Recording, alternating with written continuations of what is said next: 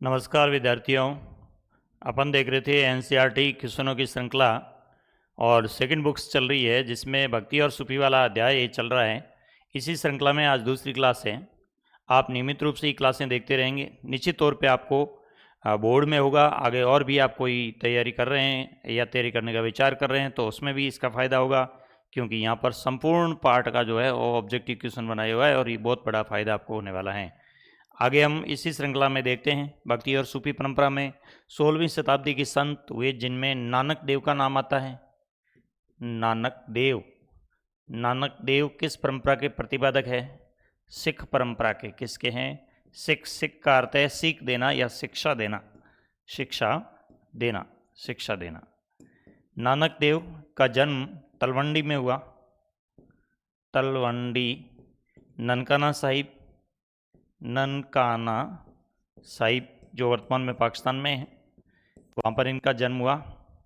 मूल रूप से इनका परिवार खत्री जाति से था। खत्री जाति से नानक ने फारसी में और पंजाबी में अध्ययन किया। अध्ययन करने के बाद ये लेखाकार के पद पर नियुक्त हुए, लेखाकार। लेकिन इनका मन निर्गुण ईश्वर में था। इनके एक मर्दाना साथी थे, साथी। उनके साथ ये घुमक्कड़ जीवन जीते रहे और रबाब, एक वाद्य यंत्र है रबाब, वो बजा करके और अपना अलग जगाने का काम कर रहे थे। नानक ने ईश्वर को किस नाम से कहा? रब के नाम से। रब, रब, रब कौन है? ईश्वर है। रब को प्राप्त करने के लिए क्या करना है? दो बातें कही, एक संगत और एक पंगत। संगत का मतलब है कीर्तन भजन, कीर्तन, कीर्तन भजन। और एक पंगत। पंगत क्या है? पंगत का मतलब है कि भेदभाव रहित साथ बैठकर भोजन करना, भेदभाव रहित साथ बैठ कर के पांत में भोजन करना या जो उनके प्रसाद है उसको ग्रहण करना, ये बात इन्होंने कही। और नानक ने कहा ईश्वर तक जाने के लिए, रब तक जाने के लिए क्या है? सतगुरु का होना जरूरी है। किसका? सतगुरु का होना जरूरी, जैसा कि कबीरदास कहते हैं वैसा होना जरूरी है। नानक देव के जो पद है, नानक देव के जो पद है, नानक देव के पदों को हम शब्द के नाम से जानते हैं, शब्द। और इन्हें मूल रूप से क्या कहते हैं? गुरबानी। ध्यान रखना, गुरबानी। खालिस्तान में पूछ सकते हैं नानक के पदों को किस नाम से जानते हैं? गुरबानी के नाम से जानते हैं। अब देखिए, नानक के अनुसार ईश्वर रब की आराधना का उपाय क्या करना चाहिए? स्नान ध्यान से नहीं, मूर्ति पूजा से नहीं, कठोर तप से नहीं, नाम जपू, ईश्वर का नाम स्मरण करके, ईश्वर का नाम सिमरन करके, ईश्वर का नाम जप करके आप कीर्तन के माध्यम से ईश्वर को प्राप्त कर सकते हैं। और इस तरह की गुरुवाणी जो है, नानक देव ने अपने जो कीर्तन पद है उनको गुरुबानी के नाम से जारी किए। तो ये ऑप्शन डी राइट है। नेक्स्ट सवाल देखिए, नानक का सेवक मर्दाना, नानक का सेवक मर्दाना जो एक वाद्य यंत्र बजाता था, नानक के साथ रहता था, उस वाद्य यंत्र का नाम क्या है? रबाब। क्या है? रबाब वाद्य यंत्र, वाद्य यंत्र। नानक ने लंबी यात्राएं की थी, काबा, ऐसा कहते हैं काबा भी गए थे नानक। वहाँ भी इस्लाम धर्म के विद्वानों के साथ नानक ने चर्चाएं की थी। ऐसा कहते हैं कि एक संत हुए थे फरीद बाबा, ना फरीदुद्दीन गंज सक्कर कहते थे, अजोधन पाकिस्तान में, अजोधन सिंध में है, सिंध में पाकिस्तान में। ये सूफी संत हुए जिनको फरीदुद्दीन गंज शक्कर, गंज शक्कर इनकी उपाधि है। इनकी वाणी मधुर थी इसलिए गंज शक्कर का, मिठास की मंडी। और नाम है फरीद बाबा। फरीद बाबा के पद और नानक के पद किस में है? आदि ग्रंथ साहिब में, आदि ग्रंथ साहिब में संकलित किए गए हैं, आदि ग्रंथ साहिब में संकलित किए गए हैं। ऐसा जहाँ पर कुछ कबीर के पद भी मानते हैं वो भी साथ में ही हैं। तो इस तरह से जो एक समन्वय रूप दिखाई देता है वो नानक के पदों में है और रबाब नामक वाद्य यंत्र का प्रयोग करते थे। नेक्स्ट सवाल, बाबा नानक ने समुदाय संगठन की किस पद्धति को अपनाया है? देखिए, समुदाय संगठन का मतलब है कि सभी के बीच में क्या हो? समन्वय हो, सभी के बीच में आडंबर नहीं हो, आडंबर नहीं हो। सभी मिलकर के क्या करें? कीर्तन करें। कीर्तन, कीर्तन में क्या है? नाम स्मरण, नाम स्मरण करें ईश्वर का, कीर्तन करें। और इस तरह से साथ बैठ करके करें कीर्तन। तो सामूहिक उपासना जिसको क्या कहा गया? संगत कहा गया था। इस पद्धति का प्रतिपादन किसने किया? नानक देव ने। मूर्ति पूजा का नहीं, मूर्ति पूजा का विरोध किया, विरोध किया। बहुदेववाद नहीं, एकेश्वरवाद को माना। किसको? एकेश्वरवाद। एकांतवास, एकांतवास के बारे में कुछ नहीं कहा। तो सामुदायिक उपासना, संगत प्रमुख है। नेक्स्ट सवाल। नानक के बाद सिख परंपरा के अनुयायी उत्तराधिकारी, जैसा कि मैंने आपको बताया था कि ना अंग राम अर हर हर हर और ते गो, ये क्या है? ये सिखों के 10 गुरु। नानक देव 1 नंबर पे, अंगद देव 2 नंबर पे, रामदास 3 नंबर पे, ना अंग अम अमरदास 3 नंबर पे, और रामदास 4 नंबर पे, अर्जुन देव 5 नंबर पे, हर गोविंद 6, हर राय 7, हर कृष्ण 8 और तेग बहादुर 9 और गोविंद सिंह 10वें गुरु है। अब क्या करें कि नानक के बाद सिख परंपरा के उत्तराधिकारी कौन हुए थे? कौन हुए थे? अंगद देव हुए थे। डी सही। कौन सा है? अंगद देव हुए थे, ये ध्यान में रखना है। 5वें गुरु कौन है? आपसे पूछ सकते हैं 5वें गुरु, 5वें गुरु कौन है? अर्जुन देव है। कौन है? अर्जुन देव, अर्जुन देव। इनके समय स्वर्ण मंदिर बनता है, स्वर्ण मंदिर, सिखों का स्वर्ण मंदिर है, वो बनता है अर्जुन देव के समय। 5वें गुरु अर्जुन देव ने आदि ग्रंथ का संकलन किया है। किसका? आदि ग्रंथ का संकलन किया, जिसमें किसके पद है? नानक के हैं। और 10वें गुरु, 10वें गुरु कौन है? 10वें गुरु कौन है? गोविंद सिंह, गोविंद सिंह, जिन्होंने क्या किया? सिख परंपरा में 1699 में खालसा पंथ की स्थापना की। खालसा, पूछ सकते हैं खालसा पद, खालसा में क्या है? पंच ककार है, पंच ककार, पंच ककार। खालसा एक क्या है? पवित्र सेना। खालसा शब्द का अर्थ क्या है? पवित्र सेना है, पवित्र सेना। पंच ककार में क्या कहता है? ध्यान रखिए, पूछ सकते हैं। केश आता है, यानी केश अखंड रखिए, हाथ में कड़ा पहनिए, केश कड़ा, कंघा अपने पास रखिए, केश कड़ा कंघा, कृपाण एक छोटी तलवार कटारी है वो रखनी है, कृपाण केश कड़ा कंघा कृपाण। कच्छ, कच्छ का मतलब है लंगोट, कच्छ का मतलब है लंगोट धारण करनी है आपको। तो ये 5 का है, 1 2 3 4 5, इसको पंच ककार कहा गया। तो देखिए अंगद देव जो हैं वो नानक के बाद हुए थे। नेक्स्ट, किस पद में गुरु ने नानक के पदों का संकलन किया है? किस गुरु ने, किस गुरु के पद ने नानक के पदों का संकलन किया है? जो 5वें गुरु है अर्जुन देव। कौन है? अर्जुन देव। अर्जुन देव ने नानक के पदों का संकलन किया है, नानक के पदों का संकलन किया है। 10वें गुरु ने, 10वें गुरु कौन है? गोविंद सिंह, गोविंद सिंह, जिसमें किसके पद है? 9वें गुरु। 9वें गुरु कौन? 9वें गुरु तेग बहादुर के पद है। किसके? तेग, 9वें गुरु तेग बहादुर, तेग बहादुर के पद है, तेग बहादुर के पद है, ये ध्यान में रखना है। नेक्स्ट सवाल, 5वें सिख गुरु कौन है? बता दिया है, अर्जुन देव नहीं, अर्जुन देव। 5वें सिख गुरु कौन है? अर्जुन देव हैं। तो 5वें सिख गुरु कौन है? अर्जुन देव हैं। नेक्स्ट सवाल, सिखों के 9वें गुरु कौन है? देखिए सिखों के 9वें गुरु कौन है? तेग बहादुर। 9वें गुरु कौन है? 9वें गुरु तेग बहादुर। 10वें गुरु कौन है? गोविंद सिंह। कौन है? गोविंद सिंह, गोविंद सिंह। इसके बाद क्या हुआ? सिख परंपरा में गुरु व्यक्ति नहीं, गुरु व्यक्ति नहीं होगा। कौन होगा? गुरु ग्रंथ साहिब होगा।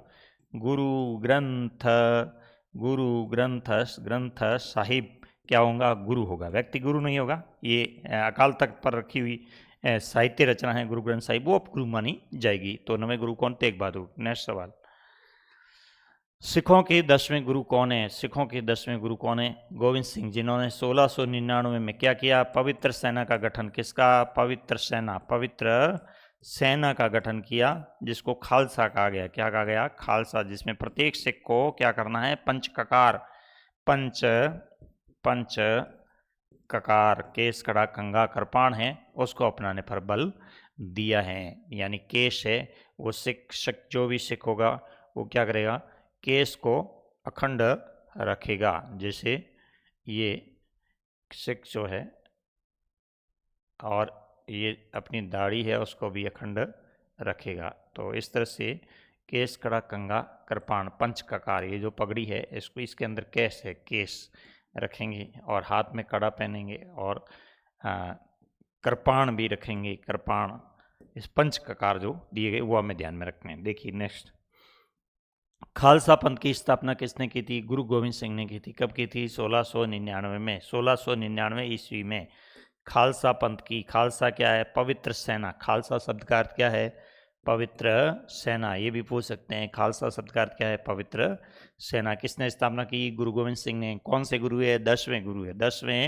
10वें गुरु। देखिए क्वेश्चन आपको खालिस्तान में भी पूछ सकते हैं, कहीं भी पूछे जा सकते हैं। नेक्स्ट, निम्न में से खालसा पंथ का हिस्सा नहीं है, क्या है? खालसा पंथ कंगा है, बिल्कुल है। बिना कटे केश, बिल्कुल केश है। कृपाण है, बिल्कुल कृपाण है। तांबे का कड़ा है, केश, बिना कटे केश, ये कोई स्पष्ट नहीं किया गया है। तांबे का कड़ा कोई स्पष्ट कड़ा है, तांबे का कड़ा कोई जरूरी नहीं। तो ऑप्शन कौन सा है? बी है। कड़ा जरूर है लेकिन तांबे का कड़ा हो ये कोई जरूरी नहीं है, ये ध्यान में रखना है। और ऑप्शन चयन करने के लिए दिए जाते हैं। देखिए नेक्स्ट,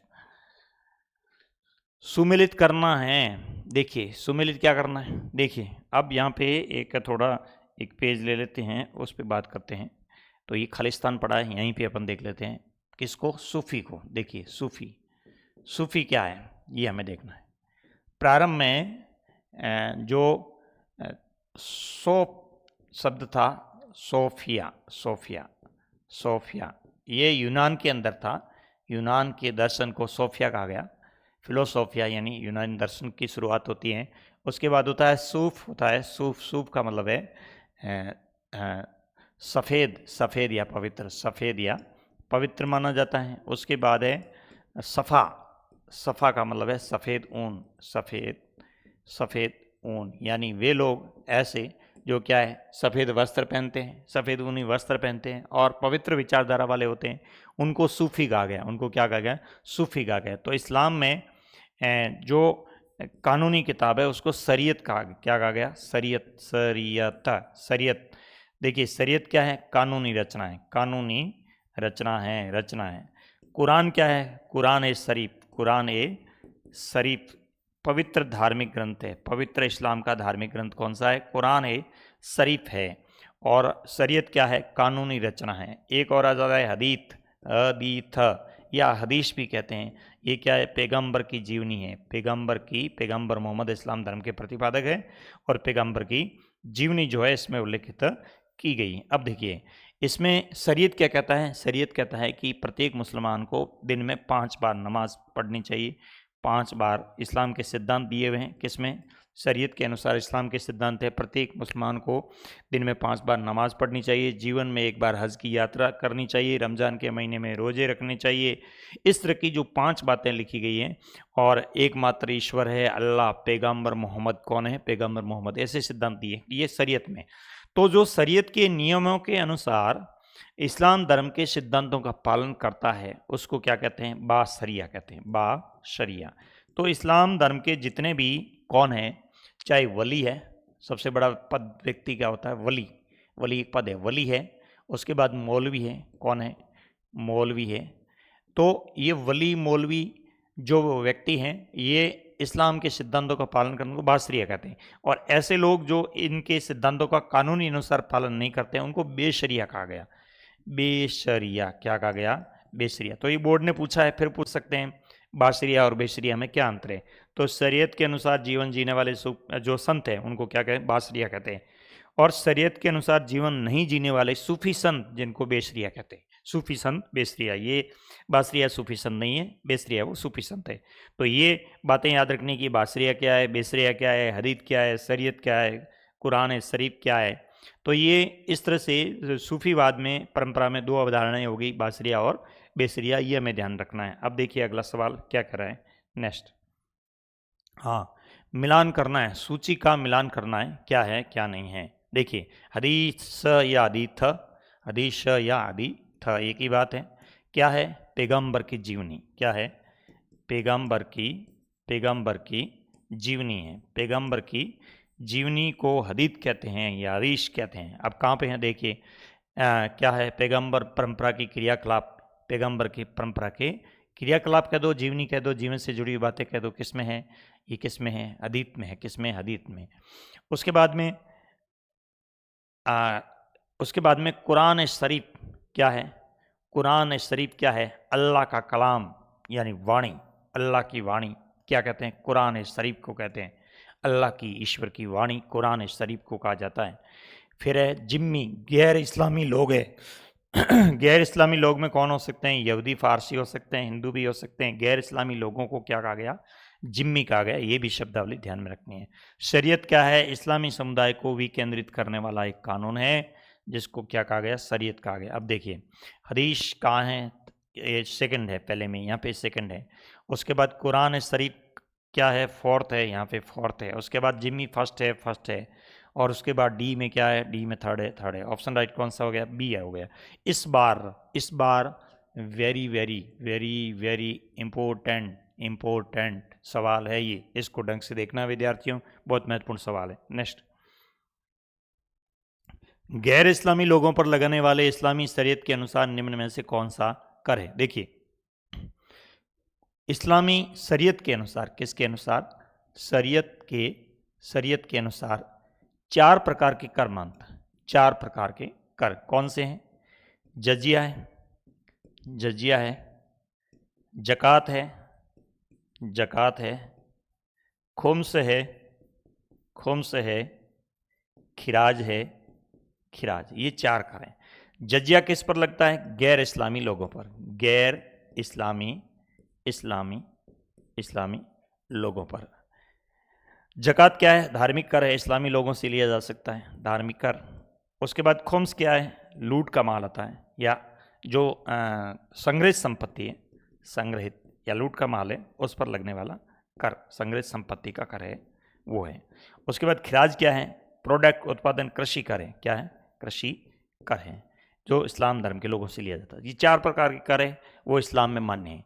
अब शरीयत के अनुसार ये कर ही होने चाहिए। देखिए गैर इस्लामी लोगों पर लगने वाले इस्लामी शरीयत के अनुसार निम्न में से कौन सा कर है? तो गैर इस्लामी लोगों पर कौन सा कर लग रहा है? जजिया कर लग रहा है। ये हमें ध्यान में रखना। 4 प्रकार के कर हैं, उसमें जजिया कर है, वो गैर इस्लामी लोगों पर लग रहा है।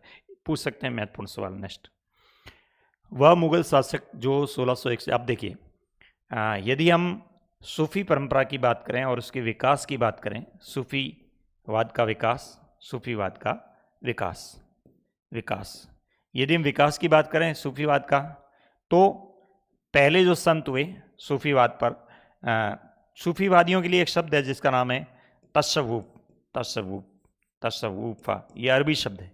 तशव्वुफ किस भाषा का है? अरबी शब्द है। तशव्वुफ का अर्थ है सूफी। इस तशव्वुफ शब्द का पहला प्रयोग करने वाले एक संत हुए अल हुजविरी। क्या नाम है? अल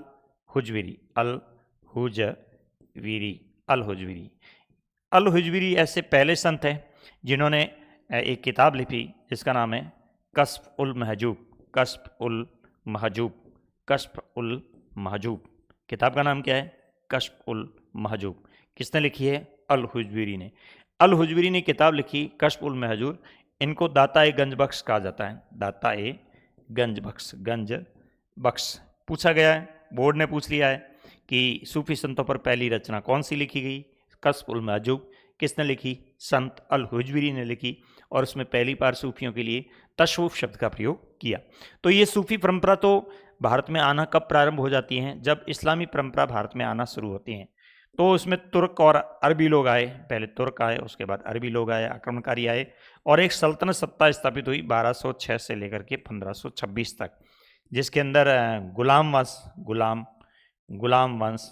खिलजी वंश, तुगलक वंश, सैयद वंश, लोदी वंश, ये राजवंश हुए। लोदियों में 1526 में 21 अप्रैल 1526 को पानीपत के प्रथम युद्ध में इब्राहिम लोदी को जहीरुद्दीन मोहम्मद बाबर है वो पराजित करते हैं। और पराजित करने के बाद मुगल साम्राज्य की स्थापना होती है। कब? 1526 में। 1526 से लेकर के और 17वीं शताब्दी तक यानी 18वीं मान लीजिए 1707 तक मुगल शासक रहते हैं सत्ता में। कौन? मुगल शासक। मुगल शासकों का यदि क्रम से नाम याद करना है तो BHAGSO BOB, बाजी साहब। बाबर है, हुमायूं है, अकबर है, जहांगीर है, शाहजहाँ है, औरंगजेब है, बहादुर शाह प्रथम। ये मुगल शासक हुए थे। अब इन मुगल शासकों ने और सल्तनत काल के समय में भी इन राजवंशों ने सूफीवाद की परंपरा में कौन कौन से संत हुए, उनका किस तरह से इन्होंने समर्थन किया, किस तरह से राजाश्रय मिला, किस तरह से इनका विकास हुआ, वो बात की गई। और इधर मुगल काल में भी सूफी संतों को किस तरह से राजाश्रय मिला, किस तरह से इनका विकास हुआ, वो बात की गई। तो सूफियों का प्रभाव इन मुगल शासकों पर है या नहीं है, इस विषय पर चर्चा की है। और इस पर विषय पर चर्चा करते हुए कहा कि मुगल शासक औरंगजेब की बात की है। किसकी? मुगल शासक औरंगजेब की बात की है कि मुगल शासक औरंगजेब ऐसे व्यक्ति थे जो रूढ़िवादी परंपराओं के खिलाफ थे, चित्रकला के खिलाफ थे, संगीत के खिलाफ थे। औरंगजेब संगीत को पूर्ण रूप से प्रतिबंधित किया था। लेकिन औरंगजेब ऐसे शासक है जो योगी लोग हैं, जोगी जिनको हम कहते हैं जोगी, ये किसको मानते हैं? ये मानते हैं शिव को। किसको? शिव। शिव जो शिव है, भोलेनाथ है, उनको मानते हैं। तो शिव जो मान रहे हैं उनको, तो कैसे पता चला कि ये जो है वो रात्रि के समय औरंगजेब जो है वो जोगियों की संगत में जाते थे, वहाँ नृत्य करते थे। तो एक जोगियों का पवित्र स्थल बनाने के लिए, शिव का स्थल बनाने के लिए एक आदेश जारी करते हैं, ऑर्डर जारी करते हैं, राजशाही पत्र जारी करते हैं। कौन? औरंगजेब। और उसमें वो क्या लिखते हैं देखिए, वो बात यहाँ पे स्पष्ट की गई एक उदाहरण देकर के। एक मुगल शासक जो 1661-62 में, कौन से वर्ष में? 1661-62 में। ये भी पूछा हुआ सवाल है। जो जोगी के समुदाय के साथ संगत करता है और एक योगी को बुलंद मुकाम शिव मूर्त गुरु, क्या नाम दिया? बुलंद मुकाम यानी ऊंची मंजिल, ईश्वरीय मुकाम, ऊंची मंजिल, बुलंद मतलब उसके शिखर पर बैठे हुए शिव मूर्त गुरु, अपने गुरु को क्या नाम दिया? शिव मूर्त का मतलब है भगवान शिव के रूप में अपने गुरु आनंद नाथ जी को आशीर्वाद दिया है कि आप आनंद पूर्वक जियो, आपको कोई समस्या नहीं होगी। नाम में एक पत्र भी, ये पत्र लिखा है, किस शासक ने लिखा है? औरंगजेब ने लिखा है। इसका मतलब ये हुआ कि औरंगजेब भले ही कट्टरपंथी रहे हो, लेकिन अन्य धर्मों की बातें हैं उनको वो स्वीकार तो करते थे। शाहजहाँ की बात करें तो हम शाहजहाँ जो है अजमेर एक पवित्र स्थल है, राजस्थान में है। ख्वाजा शाह मोइनुद्दीन चिश्ती का स्थल है। और वहाँ पर ये क्या करते हैं? वहाँ पर एक कढ़ाहा, जिसको देग कहते हैं, भोजन के लिए बड़ा देग तो अकबर बनवाते हैं, एक छोटा देग उससे भी शाहजहाँ बनवाते हैं। और शाहजहाँ की बेटी जो है जहाँ आरा, शाहजहाँ की बेटी कौन है? जहाँ आरा। ये शाहजहाँ की बेटी जहाँ आरा, ये फतेहपुर सिकरी से अजमेर ख्वाजा शाह की दरगाह, किसकी दरगाह? ख्वाजा शाह की दरगाह पर ये पैदल यात्रा करती हैं और ख्वाजा शाह की जीवनी लिखती है। इसका मतलब इसके परिवार में भी सूफी संतों का प्रभाव रहा है। जहांगीर पर थोड़ा कम रहा। अकबर के समय सूफी संतों का बहुत ज़्यादा प्रभाव रहा है, क्योंकि अकबर ने 14 बार यात्राएं की है, 14 बार ख्वाजा शाह की यात्रा की है, 2 बार पैदल यात्रा की है। ये सवाल पूछा गया है, कौन सा मुगल शासक जिसने 14 बार यात्रा की? अकबर 2 बार पैदल यात्रा करता है। कहाँ? कुल 12 और 2 पैदल, कुल 14 यात्रा करता है। कुल पूछिए कितनी? 14। कौन? अकबर यात्रा करता है ख्वाजा की दरगाह पर। और अकबर के गुरु शेख सलीम चिश्ती थे, जिनकी ये फतेहपुर सीकरी में दरगाह बनी है। उन्हीं के कहने पर अकबर ने ख्वाजा शाह के दरवाजे पर आना शुरू किया था। और इसी के बाद उन्हें एक पुत्र प्राप्त हुआ और उस पुत्र का नाम अपने गुरु शेख सलीम चिश्ती के नाम पे सलीम रखा। और सलीम को हम क्या कहते हैं? जहांगीर कहते हैं। तो ये बातें ध्यान में रखनी है कि सूफी संतों का किस तरह से राजसत्ता में प्रभाव है वो रहा है। नेक्स्ट सवाल, लोक प्रचलन में स्थानीय व्यापारी। देखिए, अब इस्लाम के धर्म में, इस्लाम परंपरा में, अपन परंपरा कह सकते हैं, इस्लाम परंपरा में जो स्थल बने हैं, इनको क्या कह सकते हैं? हम दरगाह कह सकते हैं। दरगाह क्या है? दरबार है। दरबार, हिंदी अर्थ है दरबार। दरगाह किसकी होती हैं? सूफी संत की। किसकी? सूफी संत की होती हैं। सूफी संत की दरगाह होती हैं जहाँ जहाँ बनी। ख्वाजा शाह चिश्ती की दरगाह कहाँ है? अजमेर में। कहाँ पे? अजमेर में है। अजमेर। कुतुबुद्दीन बख्तियार काकी की दरगाह कहाँ है? दिल्ली में है। निजामुद्दीन औलिया की दरगाह कहाँ है? गयासपुर में है। गयासपुर कहाँ है? गयासपुर दिल्ली में है। गयासपुर कहाँ पे? दिल्ली में है। फरीद बाबा की दरगाह कहाँ है? अजोधन पाकिस्तान के हैं। बहाउद्दीन जकारिया की दरगाह कहाँ है? मुल्तान सिंध में है। तो इनके ये क्या माने जाते हैं? पवित्र स्थल माने जाते हैं। ऐसे ही कई शब्दावलियाँ जो है इनसे जुड़ी हुई है। जैसे लोक प्रचलन में स्थानीय व्यापारी एक लिपि का प्रयोग करते थे, मौखिक शब्दावली हिसाब किताब की लिपि का प्रयोग करते थे। और ये जो लिपि है उस लिपि का किस नाम से दिया गया, जैसा कि अकबर के पद भी इस लिपि में लिखे हुए हैं, अकबर की बातें कुछ इस पद में, इसको कहते हैं खोज की लिपि, खोज की, जिसको लंगा ये से ग है लंगा, जिसको लंगा लिपि भी कहते हैं, लंगा लिपि भी कहते हैं, इसको खोज की लिपि कहते हैं, बही खातों की लिपि कहते हैं, बही खातों की लिपि स्थानीय लिखी जाती थी, इसलिए इस्लाम की कुछ बातें हैं, सूफी संतों की कुछ बातें हैं जो है स्थानीय लिपि में लिखी गई, जिसके माध्यम से प्रचार हुआ। कौन सी लिपि है? खोज की लिपि है। नेक्स्ट, मातृग्रह। देखिए यहाँ पे एक शब्दावली परंपरा में दी गई है, वो दो शब्द हैं, एक है पितृग्रहिता और एक है मातृग्रहिता। दो शब्द हैं। पितृग्रहिता तो क्या है? पिता के घर में, पिता के घर में, उसके बाद पुत्र, उसके बाद पौत्र, पीढ़ी दर पीढ़ी ऐसे उत्तराधिकार मिलते हैं, उत्तराधिकार, उसको पितृग्रहिता कहते हैं। और मातृग्रहिता क्या है? मातृग्रहिता में जो पुत्री है वो अपने माँ के घर रहती है, माँ के घर रहती है, और दामाद जो है उनके पास रहते हैं, दामाद उनके पास जाकर रहते हैं, और उनकी संतानें वहाँ रहती हैं, ऐसे पीढ़ी दर पीढ़ी परंपरा चलती है, उसको मातृग्रहिता के नाम से जाना जाता है। देखिए मातृग्रहिता से आशय क्या है? नाता के बाद पुत्री को संपत्ति का अधिकार, स्त्रियों के विवाह के बाद मायके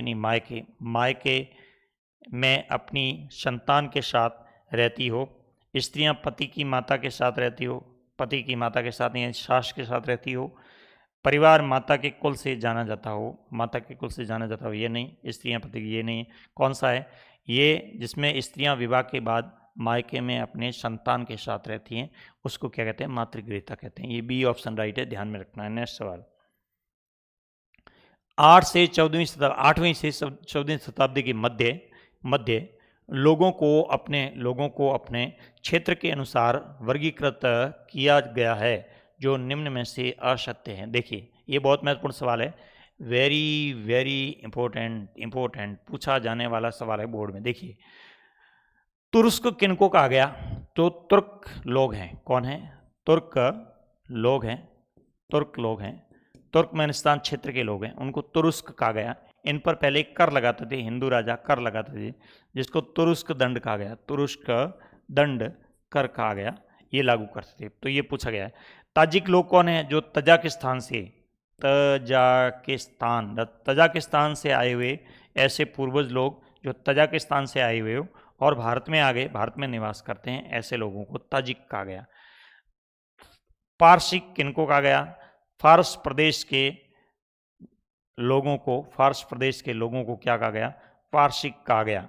और ग्रीक प्रदेश के लोगों को यवन कहा गया। ग्रीक प्रदेश के लोगों को क्या कहा गया? यवन कहा गया। देखिए यवन शब्द जो है वो फिर ध्यान रखिए, बोर्ड में आ चुका है और ये एक चर्चा का विषय भी रहा। असल में क्या होता है? असल में ये होता है, देखिए 8वीं से 14वीं शताब्दी की बात कर रहे हैं, पश्चिम उत्तर से भारत पर आने वाले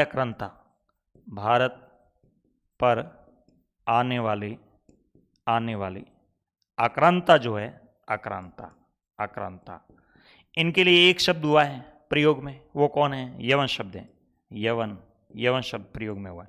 तो यवन शब्द केवल ग्रीक लोगों के लिए प्रयोग में हुआ, ये कोई जरूरी नहीं है, बाकी सी के लिए भी हुआ है। फर्स्ट सेकंड थर्ड ऑप्शन है वो सी ऑप्शन राइट है। ध्यान रखिए, ये सवाल पूछा हुआ बहुत महत्वपूर्ण सवाल है। नेक्स्ट सवाल,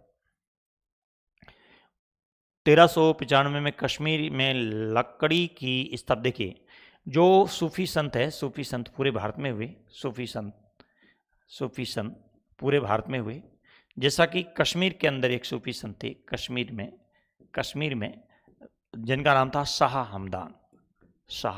हमदान, ये सूफी संत थे। और इन सूफी संत की श्रीनगर कश्मीर में, कहाँ पर? श्रीनगर कश्मीर में झेलम नदी के किनारे, कौन सी नदी? झेलम नदी के किनारे इनकी एक बहुत पुरानी मस्जिद बनी है। क्या बनी है? मस्जिद बनी है। ये मस्जिद किसकी बनी है? लकड़ी की मस्जिद बनी। किसकी है? लकड़ी की। अब लुप्त प्राय, मतलब थोड़ी बहुत रही, खंडर अवस्था में है। तो ये सबसे प्रसिद्ध पवित्र सूफी संत थे, इसलिए इनकी दरगाह बनी हुई। देखिए 1395 में कश्मीर की लकड़ी की स्थापत्य का नमूना मुकुट का नगीना, इन्हें क्या कहते हैं, उपाधि क्या है इसको, मुकुट का नगीना किसे कहते हैं, मुकुट का नगीना किसको कहा जाता है, नगीना किसको कहा जाता है, शाह हमदान की दरगाह को, शाह हमदान की दरगाह को मुकुट का नगीना। देखिए अतिया की मस्जिद कहाँ है, बांग्लादेश में, हाँ बिल्कुल, अतिया की मस्जिद बांग्लादेश के मेमनसिंह जिले में है। कौन से, मेमनसिंह जिले में। ईंटों की मस्जिद मानी जाती है, किसकी है, ईंटों की मस्जिद है, ध्यान में रखना है। तो अतिया की मस्जिद ईंटों की मस्जिद, ये नहीं, लकड़ी की नहीं है। उसके बाद आता है ख्वाजा शाह, ख्वाजा शाह की दरगाह कहाँ पे है, अजमेर में है। कहाँ पे है, अजमेर राजस्थान में है, अजमेर राजस्थान में ख्वाजा शाह की दरगाह। कुतुबुद्दीन बख्तियार काकी की दरगाह, ये दिल्ली में है। कहाँ पे है, दिल्ली में है। ये किसके गुरु थे, कुतुबुद्दीन ऐबक के, कुतुबुद्दीन ऐबक जिन्होंने गुलाम वंश की स्थापना की थी, उनके ये गुरु थे। अब देखिए शाह हमदान की मस्जिद मुकुट का नगीना कहलाता है, जो कहाँ पे है, श्रीनगर में है, ये ध्यान में रखना है। नेक्स्ट सवाल,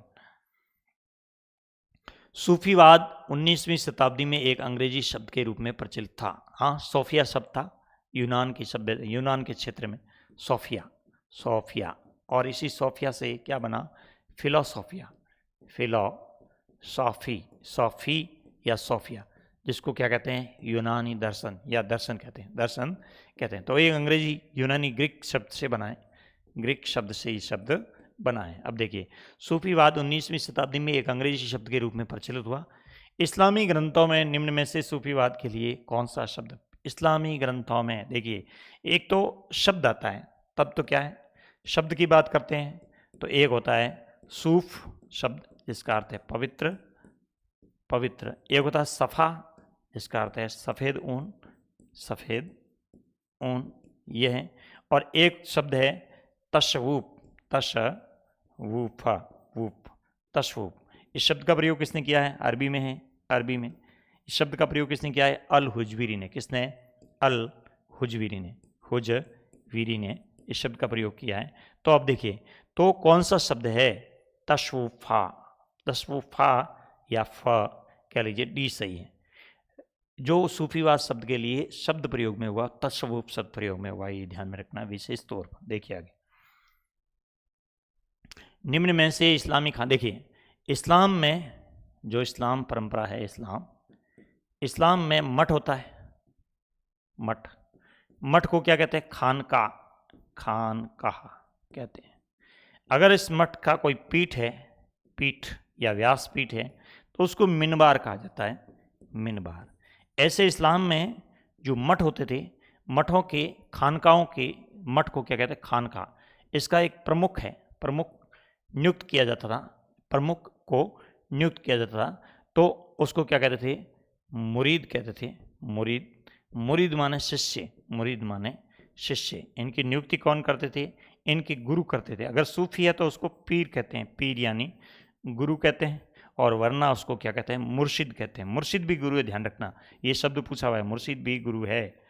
मुर्शिद और मुरीद पूछा हुआ है, मुर्शिद कौन है, गुरु है, मुरीद कौन है, शिष्य है, पीर कौन है, गुरु है, मुरीद कौन है, शिष्य है। तो इनकी नियुक्ति करते हैं इनके गुरु कहाँ पे, इन इस्लामिक मठों में, खानकाहों में नियुक्ति करते हैं। जैसा कि दिल्ली और इसके आसपास के अधिकतर, गयासपुर, ये दिल्ली का इलाका है गयासपुर, और गयासपुर में एक सूफी संत हुए निजामुद्दीन ओलिया, निजामुद्दीन, निजामुद्दीन ओलिया थे। निजामुद्दीन ओलिया ने चोटी रखी थी, सिर मुड़ाया था, हिंदूवाई परंपराएं अपनाते थे। इनके दरबार में बहुत सारे हिंदू भी आते थे। 7 सल्तनत काल के सुल्तान रहे तब तक निजामुद्दीन ओलिया, गयासपुर दिल्ली में रहे। ऐसी कई प्रकार की इनकी बातें जो इसमें प्रचलित है। तो निजामुद्दीन ओलिया क्या करते थे, खानकाहों में अपना वारिस, वारिस का मतलब है प्रतिनिधि, वारिस का मतलब क्या है, उत्तराधिकारी, उत्तराधिकारी। अपने ये भी होता है, मठाधीश बड़े गुरु होते हैं, वो छोटों का नियुक्ति करते हैं, तो उत्तराधिकारी के रूप में नियुक्ति करते, जिनको वारिस कहते हैं, ऐसी नियुक्ति करते थे। इसलिए इनको क्या, शेख उल्लम शेख कहा गया, शेख उल्लम उपाधि है, ध्यान रखना, उल्लम शेख, शेख, शेख उल्लम शेख का मतलब है शेखों के सुल्तान, शेखों। ये शेख नियुक्त किए जाते हैं खानकाहों में, किसको नियुक्त करते हैं, शेख धर्मगुरु को नियुक्त करते हैं। और इस धर्मगुरु को, ये बड़ा धर्मगुरु जिसको वली कहते हैं, क्या कहते हैं, वली भी कहते हैं। उसके बाद मौलवी, इनके प्रतिनिधि मौलवी भी हो सकते हैं। तो ये शब्दावली काम में ली गई है। तो यहाँ पे देखिए, यहाँ पे क्या पूछा है, इस्लामी खानका मठ का प्रमुख नहीं होता है। कौन मठ का प्रमुख नहीं होता है? क्या शेख मठ का प्रमुख होता है? बिल्कुल शेख मठ का प्रमुख होता है। क्या पीर पीर मठ का प्रमुख होता है? पीर तो बड़ा है, पीर तो सूफी है। कौन है? सूफी संत है, सूफी संत है, कोई जरूरी नहीं। मुर्शिद, हाँ इस्लाम में मुर्शिद होते हैं। मुरीद क्या है? मुरीद क्या है? शिष्य। मुरीद क्या है? उनका अनुयायी, शिष्य। इसको भी किसी मठ का प्रमुख बनाया जा सकता है। तो ऑप्शन राइट क्या है? ऑप्शन राइट है बी सही है। पीर जो है वो खानका का प्रमुख ना होकर के कौन है? सूफी संत है। देखिए नेक्स्ट, दिल्ली सल्तनत की नींव किसने रखी थी? दिल्ली सल्तनत की नींव किसने रखी थी? देखिए दिल्ली सल्तनत की नींव है, उसको कुतुबुद्दीन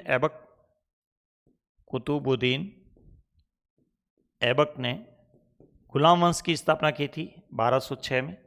1206 में गुलाम वंश की स्थापना की थी, गुलाम वंश। लेकिन इसका वास्तविक संस्थापक किसको मानते हैं? इल्तुतमिश को मानते हैं। इल्तुतमिश को मानते हैं, वास्तविक संस्थापक मानते हैं। इसलिए इन दोनों के गुण मिश्रण हो गए। कौन से गुण मिश्रण हो गए? तुर्क सत्ता भी थी, बाद में अफगान सत्ता भी होगी, अफगान सत्ता भी होगी, दोनों का मिश्रित स्वरूप है। तो क्या पूछा है? दिल्ली सल्तनत की नींव किसने रखी? तुर्क अफगानों ने। ऑप्शन कौन सा सही है? सी सही है। तुर्क अफगानों ने संयुक्त मिश्रण स्वरूप में मानते हैं। 711 ईस्वी में अरब का सेनापति, पहला व्यक्ति, भारत पर पहला इस्लामी आक्रमण सिंध के राजा दाहिर सैन। कौन है? दाहिर सैन। आक्रमण का कारण क्या है? देवल बंदरगाह को लेकर के। देवल बंदरगाह में अरब के व्यापारिक जहाज थे, वो दाहिर सैन ने नष्ट कर दिए थे, उनका वापस जवाब नहीं दिया था। उसके बाद में क्या हुआ? जो इस्लाम जगत की खलीफा है, उन्होंने अपने दो सेनापति भेजे थे, बेदुला और अबेदुल्ला। इससे पहले की बात है, अबेदुल्ला। उनको पराजित कर दिया था किसने? दाहिर सैन ने। और इसके बाद में एक जो लड़का ही था उसको सेनापति बना करके भेजा। वो था, कौन था? वो था मोहम्मद बिन कासिम, जो सिंध पर पहला इस्लामी आक्रमण करता है, मोहम्मद बिन कासिम। वैसे इसकी परीक्षाओं में समय जो है 712 मानते हैं, लेकिन आपके एनसीईआरटी किताब में 711 लिखा हुआ है। तो आपको ये ध्यान में रखना है, 711 ईस्वी में सेनापति के रूप में सिंध को विजित करना है। कौन? मोहम्मद बिन कासिम। ये पहला व्यक्ति है जो भारत पर पहला इस्लामी आक्रमण करता है। देखिए उल्मा, देखिए वेरी वेरी इंपॉर्टेंट, ये भी वेरी वेरी इंपॉर्टेंट है। उल्मा क्या होते हैं? जैसे ये खानका होता है, खानका क्या है? मठ है, मठ है। अब इस खानका का नियंत्रण किस पर होता है? ये मदरसों पर भी होता है, मदरसों पर, और मस्जिदों पर भी होता है, मस्जिद किसकी है? सूफी संतों की भी है, सूफी संत, उनकी मस्जिदें बनी हुई। मदरसे शिक्षा के केंद्र हैं, जिनको मकतब भी कहते हैं, मकतब भी कहते हैं। इनके ऊपर किसका नियंत्रण है? मठ का नियंत्रण है। मठ का प्रमुख क्या कहलाता है? शेख कहलाता है। क्या कहलाता है? शेख कहलाता है। अब ये सारा जो सिस्टम चलता है वो शरीयत के अनुसार चलता है। किसके अनुसार? शरीयत के अनुसार चलता है। तो इस खानका में निवास करने के लिए एक व्यक्ति को नियुक्त किया जाता है। ये जो काम करने वाले लोग हैं, इन सबको, इनका एक वर्ग है, इन वर्ग को वली भी आता है। सबसे ऊपर कौन आता है इस कड़ी में? वली आता है। और इस पूरे वर्ग को क्या कहते हैं? उल्मा वर्ग कहते हैं। क्या कहते हैं? उल्मा वर्ग। ये उल्मा वर्ग क्या कार्य करते हैं? तो 3 प्रकार के कार्य करते हैं। 3 प्रकार के कार्य। कौन कौन से कार्य करते हैं? एक तो शिक्षा देते हैं, शिक्षा, इस्लामी शिक्षा देते हैं ये। और क्या करते हैं? शरीयत के अनुसार ये कानूनी कार्य करते हैं, कानूनी कार्य। और क्या करते हैं? इस्लाम के लोगों के धार्मिक संस्कार के कार्य करते हैं, धार्मिक कार्य करते हैं। कौन? ये आपके उल्मा वर्ग। अब देखिए, ये उल्मा वर्ग इस्लाम धर्म के ज्ञाता होते हैं। किस धर्म के ज्ञाता होते हैं? इस्लाम धर्म के ज्ञाता होते हैं। नेक्स्ट सवाल, शरिया क्या है? बता दिया आपको। इस्लामी कानूनी रचना क्या है? शरिया है, शरीयत है वो इस्लामी कानूनी किताब। हिंदू कानूनी किताब कौन सी है? मनुस्मृति है, मनुस्मृति, जिसका समय है 200 ईसा पूर्व से BCE से लेकर के 200 ईस्वी के CE के मध्य है। नेक्स्ट, वह ईश्वर का मित्र सूफी जो अल्लाह, देखिए यहाँ पे एक सिलसिला है, ध्यान रखना है। सिलसिला शब्द ये भी पूछा हुआ है, फिर बोर्ड में पूछ सकते हैं, महत्वपूर्ण है। सिलसिला का अर्थ है कड़ी से कड़ी जोड़ना, कड़ी से कड़ी, कड़ी जुड़ना, जुड़ना, जिसको क्या कहते हैं, एक श्रृंखला कहते हैं, सांकड़ कहते हैं, श्रृंखला कहते हैं। और इस श्रृंखला की कड़ी में जो पहली कड़ी है, ऊपरी ऊपर की श्रृंखला है, उसमें कौन है? अल्लाह है। कौन है? अल्लाह, या पैगंबर मोहम्मद है, पैगंबर। उसके बाद में दूसरे स्थान पे कौन है? इसका वारिश प्रतिनिधि है, वारिश प्रतिनिधि, जिसको वली कहते हैं। कौन होता है? वली होता है। वली के नियंत्रण में कौन होता है? वली के नियंत्रण में शेख होता है। कौन होता है? शेख होता है। या फिर सूफी संत भी होते हैं, सूफी संत भी होते हैं। सूफी संत स्वतंत्र भी है, इनके नियंत्रण में भी है। ये एक श्रृंखला जुड़ी है, जिसको सूफी संतों में इसको हम पीरी मुरीदी परंपरा कहते हैं। पीरी मुरीदी, गुरु शिष्य की परंपरा कहते हैं, गुरु शिष्य की, ये श्रृंखलाबद्ध जुड़ते हैं। अब देखिए, वह ईश्वर का मित्र जो सूफी अल्लाह के निकट होने का दावा करता है, वह व्यक्ति जो कहता है कि मैं अल्लाह के निकट हूँ, ईश्वर से मिली करामात शक्ति को ही दिखाता है, ये क्या कहलाता है? ये वली कहलाता है। ये देखिए, पहला स्थान है, अल्लाह के बाद पहला स्थान किसका है? वली का है। वली के बाद शेख हैं, या सूफी संत पीरी मुरीदी परंपरा में रहते हैं, तो पहला स्थान किसका है? वली का है। शेख कौन है? शेख तो खान का प्रमुख है, खान का, मठों के प्रमुख है, वो है। उलमा कौन है? धार्मिक वर्ग है। कौन सा है? धार्मिक वर्ग है, जो 3 प्रकार के कार्य करता है। मौलवी, इस उलमा वर्ग में ही मौलवी आता है। मौलवी जो मस्जिद का प्रमुख कहलाता है, जो भी मस्जिद बने हुए हैं उनका प्रमुख या मदरसों का प्रमुख मौलवी होता है, जो एक शिक्षक के रूप में कार्य करता है। तो यहाँ पे ऑप्शन राइट क्या हो गया? वली हो गया। ये याद रखना, महत्वपूर्ण सवाल है। नेक्स्ट सवाल,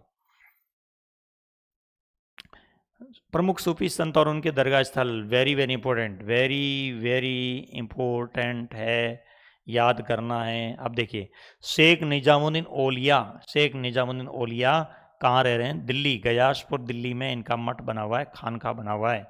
शेख निजामुद्दीन औलिया के शिष्य कौन थे? अमीर खुसरो, अमीर खुसरो, अमीर खुसरो, जिसने कोल और कवाली, कोल और कवाली, कवाली, कथा और गान, कथा और गान की परंपराएं शुरू की। इस संगत और संगत कीर्तन की शुरुआत की इस्लाम में किसने? अमीर खुसरो ने। इनके जो पद है निजामुद्दीन औलिया के, कविता हैं, उनको मसनवी कहा जाता है, मसनवी कहा जाता है। निजामुद्दीन औलिया के पद है वो गुरु ग्रंथ साहिब में भी है। किसमें है? गुरु ग्रंथ, गुरु ग्रंथ या गुरु ग्रंथ साहिब या आदि ग्रंथ साहिब, आदि ग्रंथ साहिब है, उसमें भी संकलित किए गए हैं। तो ये सिख परंपरा में भी इनके पद संकलित किए। अब देखिए, शेख फरीदुद्दीन गंजे सकर, जिनको फरीद बाबा के नाम से कहते हैं, अजय शेख फरीद बाबा अयोध्यन पाकिस्तान में थे, अयोध्यन पाकिस्तान है। बहाउद्दीन जकारिया की दरगाह कहाँ है? सिंध मुल्तान के हैं, अंदर है, आपकी किताब में फोटो दिया हुआ है। शेख ख्वाजा सामुन दरगाह कहाँ पे? अजमेर राजस्थान में है। तो देख लीजिए कौन कौन सा हो गया है। पहले में सेकंड हो गया, पहले में सेकंड हो गया, दूसरे में थर्ड हो गया, दूसरे में थर्ड हो गया, तीसरे में फोर्थ हो गया, तीसरे में फोर्थ हो गया, चौथे में फर्स्ट हो गया। ए ऑप्शन राइट है। वेरी वेरी इंपॉर्टेंट सवाल है, ये हमें ध्यान में रखना। नेक्स्ट, प्रमुख सूफी संत और उनकी मृत्यु सुमिलित कीजिए। अब देखिए, कौन से सूफी संत है, वो कब उनका निधन हुआ है, मृत्यु, जिसको अंत्यकाल कहते हैं। देखिए, शेख मोइनुद्दीन चिश्ती, शेख मोइनुद्दीन चिश्ती कौन है? ख्वाजा शाह मोइनुद्दीन चिश्ती कौन है? ख्वाजा शाह, अजमेर वाले, किस, कहाँ के? अजमेर वाले। कहाँ से आए थे? चिश्तार प्रदेश से, चिश्तार प्रदेश से आए थे। किसके साथ आए थे? ये महमूद, महमूद गजनवी के बाद, गजनवी के बाद मोहम्मद गोरी भारत पर आक्रमण करते हैं। मोहम्मद गोरी, मोहम्मद गोरी कब? 1191, 1192, तराइन के द्वितीय युद्ध 1192 के बाद 1194 में इनका, 94-95 में इनका भारत में आगमन होता है। देखिए, फिर ये कब तक रहते हैं? 1235 तक रहते हैं। कब तक रहते हैं? 1235 तक। ये हो गया, ये देखिए। उसके बाद है कुतुबुद्दीन बख्तियार काकी, फरीदुद्दीन गंज शक्कर, निजामुद्दीन औलिया। तो उसके बाद जो है वो कुतुबुद्दीन बख्तियार काकी, कुतुबुद्दीन बख्तियार काकी की अवधि है ख्वाजा सामुन चिश्ती के बराबर ही है, ये भी 1235 ही है। उसके बाद में फरीदुद्दीन गंज शक्कर, ये निजामुद्दीन औलिया, फरीदुद्दीन गंज शक्कर पहले होते हैं 1226 में, 1265 में, और निजामुद्दीन औलिया वो 1325 में निधन होता है। तो देखिए, डी में कौन सा है? फर्स्ट है। डी में फर्स्ट कहाँ है? यहाँ है। सी में फोर्थ है, सी में फोर्थ है, उसके बाद बी में सेकंड है, फर्स्ट है। ये ऑप्शन सी राइट है। ये भी सवाल पूछा हुआ है, ये ध्यान में रखना, बहुत इंपॉर्टेंट है। नेक्स्ट, तशव्वुफ सूफीवाद को मानते हैं और पालन करने वाले सूफियों के बारे में गजनी के अब्दुल हसन अल हुजवीरी, देखिए अल हुजवीरी का पूरा नाम क्या है, अबुल हसन अल हुजवीरी, कहाँ के रहने वाले थे, गजनी प्रदेश के रहने वाले थे। उन्होंने सूफीवाद के लिए एक किताब लिखी जिसका नाम क्या है, कश्फुल महजूब। कश्फुल महजूब, महजूब, इसका हिंदी अर्थ है पर्दे वाले।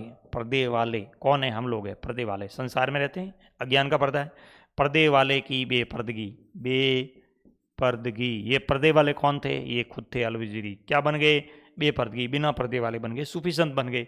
तो इस तरह से उन्होंने एक किताब लिखी सूफी संतों पर, फारसी रचना लिखी, उसका नाम क्या है, फारसी रचना का नाम क्या है, कश्फुल महजूब है। क्या नाम है, कश्फुल महजूब रचना है, ध्यान रखिए, बहुत महत्वपूर्ण किताब है। देखिए आगे, अल हुजवीरी के बारे में कौन सा कथन असत्य है, इनकी मृत्यु लाहौर में हुई, बिल्कुल। इनको दाता गंज बख्श के रूप में स्मरणीय किया जाता है, बिल्कुल सही बात है। सुल्तान महमूद गजनवी के पोते ने इनकी दरगाह बनाई थी, ये भी बात सत्य है। सूफी परंपरा में पहली पुस्तक भी इन्होंने लिखी थी। तो सवाल क्या है, असत्य है, कोई नहीं, इसमें से कोई असत्य नहीं है, सारी बातें सत्य है। किसके बारे में है, संत अल हुजवीरी के बारे में। देखिए नेक्स्ट, ख्वाजा मोइन चिश्ती की दरगाह, ख्वाजा साहब मोइन चिश्ती कहाँ है, अजमेर में है, अजमेर में दरगाह है। कहाँ से आए थे, चिश्तार प्रदेश से आए थे, चिश्तार प्रदेश से आए थे। और इनकी दरगाह है 1235 में, 1235 में इनका अंत्यकाल हो गया था। इनकी दरगाह कहाँ है, अजमेर में बनी है। अब इनकी दरगाह पर आने वाले पहले सुल्तान कौन थे, सुल्तान कौन थे, तो मोहम्मद बिन तुगलक, मोहम्मद बिन तुगलक। लेकिन इसकी एक छोटी मजार बनाई, वो किसने बनाई, वो मालवा के सुल्तान ने बनाई, मालवा के सुल्तान ने बनाई। उसके बाद में ख्वाजा शाह को एक उपाधि दी गई थी, क्या पहले दी गई उपाधि इनको, गरीब नवाज, गरीबों के मसीहा। इसके बाद मुगल शासक इनके दरबार में आए थे, तो यहाँ पे शाहजहाँ आए थे, शाहजहाँ भी आए, अकबर भी आए, पहले अकबर आए, उसके बाद शाहजहाँ आए, अकबर आए। अकबर ने यहाँ पे एक बड़ी देग, भोजन के लिए बड़ी देग, फुतू के लिए, फुतू क्या होती है, बिना मांगे जो भेंट देते हैं उसको फुतू कहते हैं, उसके लिए एक बड़ी देग का निर्माण करवाएं। अब देखिए क्या है यहाँ पे, ख्वाजा शाह की दरगाह पूजनीय, उनको गरीब नवाज, बोर्ड में पूछा हुआ सवाल है, गरीब नवाज कौन है, ख्वाजा साहब मोइन चिश्ती पूछा हुआ है, फिर पूछ सकते हैं। मोहम्मद बिन तुगलक पहला सुल्तान था जिसने दरगाह की यात्रा की थी, बिल्कुल सही बात है, मोहम्मद बिन तुगलक पहला सुल्तान था जिसने ख्वाजा की दरगाह पर यात्रा की। मालवा के सुल्तान गयासुद्दीन खिलजी ने मजार पर पहली इमारत बनवाई, बिल्कुल ये बात भी सत्य है। यह दरगाह दिल्ली गुजरात व्यापारिक मार्ग पर स्थित, ये भी बिल्कुल बात सत्य है। कौन सी चारों बातें हैं ख्वाजा शाह के बारे में, वो सत्य है, वेरी वेरी इंपॉर्टेंट है, ध्यान रखना। नेक्स्ट, शरिया की अवहेलना करने वाले लोगों को क्या कहा गया, ये हम बता चुका हूँ, जिनको बेशरिया कहते हैं। क्या कहते हैं, बेशरिया। बेशरिया कौन है, कानून नहीं मानते हैं, इस्लाम के कानून नहीं मानते हैं। बेशरिया कहा किसको जाता है, सूफी संतों को कहा जाता है। जितने भी सूफी संत है उनको क्या कहा गया है, बेशरिया कहा गया है। देखिए कौन है, बेशरिया है, तो ऑप्शन सी राइट है। कौन सा है, ऑप्शन सी राइट। नेक्स्ट सवाल, शरिया का पालन करने वाले लोग क्या कहलाते हैं, बाशरिया कहलाते हैं। जैसे मान लीजिए वली है, उलमा वर्ग है, मौलवी है, शेख है, मौलवी है। ये सब लोग क्या करते हैं, ये शरीयत के अनुसार जीवन जीते हैं। किसके अनुसार, शरीयत के अनुसार जीवन जीते हैं। तो क्या कहा गया इनको, बाशरिया कहा गया। नेक्स्ट सवाल, सूफी समुदाय में सबसे अधिक प्रभावशाली कौन होता है, सूफी समुदाय के अंदर सबसे अधिक प्रभावशाली कौन सी परंपरा के संत थे, चिश्ती परंपरा के। कौन थे, चिश्ती परंपरा के। और चिश्ती परंपरा के प्रतिपादक कौन से, भारत में ख्वाजा शाह मोइनुद्दीन चिश्ती। उसके बाद में कौन हुए, उसके बाद ख्वाजा कुतुबुद्दीन बख्तियार काकी हुए, ये भी इसी परंपरा के संत थे। उसके बाद कौन हुए, फरीदुद्दीन गंजे शक्कर, ये हुए। उसके बाद कौन हुए, निजामुद्दीन औलिया हुए, निजामुद्दीन औलिया, इस परंपरा के संत हुए। और कौन हुए, इसके बाद कौन हुए, अमीर खुसरो हुए। अमीर खुसरो किसके अनुयायी है? निजामुद्दीन औलिया के। एक इतिहासकार भी है निजामुद्दीन औलिया का जो अनुयायी है, इसका नाम है जियाउद्दीन बर्न प्रदेश का रहने वाला है, वो भी है। एक और है अमीर हसन सिज्जी। ये तो 3 नाम याद रखना है, ये तीनों किसके अनुयायी बनते हैं? निजामुद्दीन औलिया के। अब देखिए, सूफी समुदाय में सबसे अधिक प्रभावशाली कौन सा हुआ? चिश्ती हो गया अपने आप। क्यों हो गया? क्योंकि ये सारे लोग हैं वो चिश्ती परंपरा के हैं। नेक्स्ट सवाल, ख्वाजा सामुन चिश्ती की दरगाह पर मुगल शासक कौन? मुगल शासक अकबर ने कितनी बार यात्रा की थी? कुल पूछा है, कितनी बार मतलब कुल कितनी बार? 14 बार। कितनी बार? 14 बार। पैदल कितनी बार? 2 बार। पैदल यात्रा की कितनी बार? 2 बार। 2 बार यात्रा की। क्यों? क्योंकि इनके गुरु थे कौन? शेख सलीम चिश्ती। शेख सलीम चिश्ती। अभी इनकी दरगाह कहाँ बनी है? चिश्ती कहाँ बनी है? फतेहपुर सीकरी में। फतेहपुर सीकरी में अकबर की राजधानी रही फतेहपुर सीकरी। सफ़ेद संगमरमर की गुंबज से युक्त बनी हुई है शेख सलीम चिश्ती की दरगाह। इनके कहने पर ख्वाजा शाह की दरगाह पर आए और उन्हें अकबर को एक पुत्र प्राप्त हुआ जिसका नाम सलीम रखा। सलीम, जिसे बाद में क्या कहा गया? जहांगीर कहा गया। इसके बाद में जो शाहजहाँ की पुत्री थी, जहां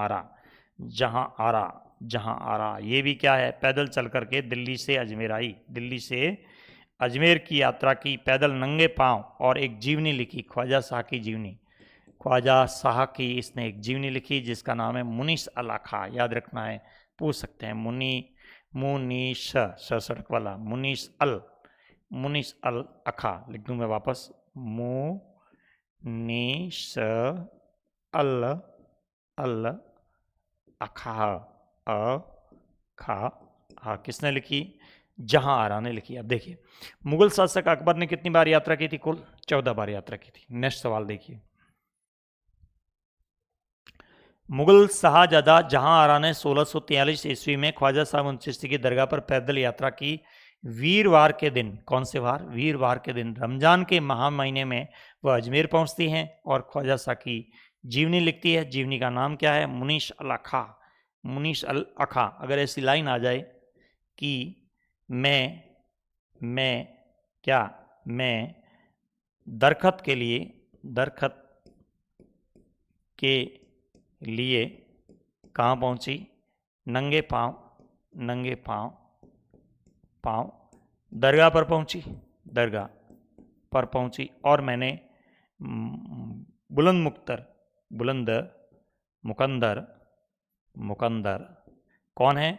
ख्वाजा शाह के दरगाह पर उम्दा का मतलब है महंगा, कीमती। क्या है? कीमती सेंट जो है वो लेके आई और इस पर इसने छिड़का था। पवित्र स्थल को माना है और जीवनी लिखी जिसका नाम क्या है? मुनीस अल अखा। देखिए नेक्स्ट सवाल, शेख नासिरुद्दीन चिराग दहलवी। देखिए, शेख नासिरुद्दीन, जिनको चिराग दहलवी उपाधि दी गई है, ये दिल्ली में थे। ये कहाँ के संत थे? दिल्ली में थे। इनका एक एल्बम लिखा है, अली कुली खां। दरगाह नाम है, दरगाह व्यक्ति का नाम है, दरगाह अली कुली खां ने इनकी क्या लिखा? एक एल्बम बनाया इनका जिसका नाम क्या है? मुरक्का ए दहली। ये किताब है, एल्बम है, जो किसके बारे में बनाया हुआ है? नासिरुद्दीन चिराग दहलवी के बारे में बनाया हुआ है। दरगाह कुली खान ने बनाया, ये भी दिल्ली में रहते थे। देखिए, तो क्या है? कुरका नहीं, मुरक्का, ध्यान रखिए, मुरक्का ये लिखा हुआ शब्द है, मुरक्का ए दहलवी की रचना किसके द्वारा लिखी गई? दरगाह कुली खां। इस बार आ सकता है सवाल, वेरी वेरी इंपॉर्टेंट है, वेरी इंपॉर्टेंट सवाल है, थोड़ा ढंग से देखना है। नेक्स्ट सवाल, अकबर ने ख्वाजा शाह की दरगाह तीर्थयात्रियों के लिए खाना पकाने हेतु एक बड़ी देग का निर्माण करवाया। अकबर ने एक बड़ी देग का निर्माण जो है वो कब करवाया था? 1598 में। कब करवाया था? 1598 में बड़ी देग का निर्माण करवाया था। उसके बाद 1605 में अकबर की मृत्यु हो जाती है। 1605 में अकबर का निधन हो जाता है। तो अकबर जो है, मुगल शासक जो है, यहाँ पे एक बड़ी देग का निर्माण करवाते हैं। देखिए नेक्स्ट सवाल, बीजापुर कर्नाटक के दखन, देखिए दक्षिण भारत जो है, दक्षिण भारत में भी सूफी संत थे, दक्षिण भारत में सूफी परंपरा के संत थे, सूफी परंपरा के संत थे। कहाँ पे? जो इस्लाम के राज्य थे, जैसे गोलकुंडा, गोलकुंडा, बीजापुर, ये स्थल से बीजापुर, बीजापुर, बीजापुर में सूफी संतों की दरगाह है, जिसको दक्षिण का गरीबी नवाज, दक्षिण का गरीबी नवाज कहते हैं। अब दक्षिण भारत में ये परंपराएं फैली तो ये पारिवारिक समारोह में प्रयोग मिली। पारिवारिक समारोह में जो सूफी संतों के कीर्तन है वो गान होता था, गान होता था। कैसे होता था? तो अगर ईश्वर में आत्मा और परमात्मा के मिलन के रूप में, किसके रूप में? आत्मा और परमात्मा, परमात्मा के मिलन के रूप में गाया जाता है, तब तो शादीनामा कहते हैं। और बच्चों को लोरी देते समय माता जो है लोरी देने में गाती हैं क्या? ये कीर्तन, तो लोरीनामा। और यदि महिलाएं चरखा चलाते समय गाती हैं तो इसको चरखानामा। जैसे मान लीजिए धागे की कलवी करते हैं, धागा बुनते हैं, वैसे वैसे शब्दों की कलवी करते हैं, शब्द बुनते हैं, उसके बाद कीर्तन पद बनाते हैं। तो जैसे काम करती है वैसे ये उसका गान करती हैं। तो आप देखिए इसमें क्या पूछा है कि बीजापुर कर्नाटक में दक्खनी छोटी कविताएं महिलाओं द्वारा घर का काम करते समय गाई जाती थी। ये सूफी परंपरा में किस नाम से जानी जाती थी? तो ये तीनों ही हो गई, फर्स्ट सेकंड थर्ड। किस में है? फर्स्ट सेकंड थर्ड, ए में। ए ऑप्शन राइट हो गया। नेक्स्ट सवाल देखिए, इस्लाम में कौल, देखिए निजामुद्दीन औलिया कौन है? निजामुद्दीन औलिया, निजामुद्दीन औलिया। निजामुद्दीन औलिया की दरगाह कहाँ है? अयोधन, सॉरी निजामुद्दीन गयासपुर दिल्ली में। किस, कहाँ पे? गयासपुर दिल्ली, गयासपुर दिल्ली में है, गयासपुर दिल्ली। और फिर इनके शिष्य कौन है? अमीर खुसरो, अमीर खुसरो, अमीर खुसरो। ऐसा कहते हैं अमीर खुसरो ने कौल और कवाली, कौल मतलब कथा कहना, कौल मतलब गान करना, कथा कहना, कथा, कथा। कवाली का मतलब संगीत गाना, कवाली का मतलब क्या है? संगीत गान करना, संगीत गान करना। तो कौल और कवाली की परंपरा शुरू की थी हिंदवी जुबान वाणी परंपरा में सूफी संत शुरू की थी। किसने की थी? अमीर खुसरो ने। किसने? अमीर खुसरो ने। नेक्स्ट सवाल देखिए, वह सुल्तान जो शेख फरीद बाबा से मिलने के लिए आया था और 1313 में ईस्वी में शेख को धन राशि एवं 4 गांव पट्टे पर देने को किए थे, ये सुल्तान कौन था जिसने कहा था कि मैं शेख फरीद बाबा को क्या है, ये ज़मीन पट्टे पर देना चाहता हूँ? तो ये शासक कौन थे? ये गयासुद्दीन थे। कौन थे? गयासुद्दीन थे, जो इस तरह की बात कह रहे थे, लेकिन इन्होंने इस पर संपत्ति लेने से मना कर दिया। देखिए, चिश्तियों और मुगल राज्यों की घनिष्ठता का प्रतीक कौन सी मुगल की प्रसिद्ध दरगाह है? चिश्ती परंपरा और मुगलों की घनिष्ठ कौन से है? शेख सलीम चिश्ती। कौन है? शेख सलीम चिश्ती। फरीद बाबा तो किसका? सल्तनत काल के दिल्ली के हैं। अरे सॉरी, ये बाउद्दीन जकारिया। शेख फरीद बाबा भी प्रमुख संत है, लेकिन इससे प्रमुख कौन है? शेख चिश्ती, ख्वाजा सामुद्दीन चिश्ती कहते हैं, जो वो प्रमुख है। C option right. नेक्स्ट सवाल, प्रमुख सूफी साहित्य और सुमे। देखिए, सूफी साहित्य के 3 भाग हैं। सूफी साहित्य है वो 3 भाग में है। सूफी साहित्य वो 3 भाग में है। साहित्य क्या है? 3 भाग, प्रत्येक के नाम है। एक तो है मुल्फुजात, मुल्फुजात किसको कहते हैं? सूफी संतों की वार्ता, वार्ता को कहा जाता है। मकतूबात, मकतूबात, मकतूबात, मकतूबात क्या है? इनका विचार शक्ति है, दर्शन है, वो है। उसके बाद तीसरा है तजकिरा, तजकिरा क्या है? तजकिरा क्या है? जीवनियाँ है। क्या है? जीवनियाँ हैं। तो इस तरह से अब देख लीजिए, तजकिरा क्या है? सूफियों की जीवनियाँ है, बिल्कुल सही है। और मकतूबात क्या है? सूफी पत्रों का संकलन, वार्ता संकलन है। मुल्फुजात क्या है? सूफियों की बातचीत है। और जिन क्या है? धार्मिक शिक्षा के, धार्मिक के अंदर। नहीं, ये गलत है, ऑप्शन गलत। कौन सा है? डी है। बाकी तीनों ही साहित्य है प्रमुख। देखिए, निम्न में से कौन सा विवरण निजामुद्दीन औलिया के बारे में है? फवाइद उल फुआद, मुआद नहीं है, फुआद, फवाइद उल फुआद, अमीर हसन सिजी ने लिखा है। किसने लिखा है? अमीर हसन सिजी ने। किसके बारे में लिखा है? निजामुद्दीन औलिया के बारे में। मकतूबात इमाम रबानी, शेख अहमद सरहिंदी ने लिखा है। क्या लिखा है? मकतूबात इमाम रबानी, मकतूबात लिखा है, प्रसिद्ध मकतूबात, ये इसने लिखा है।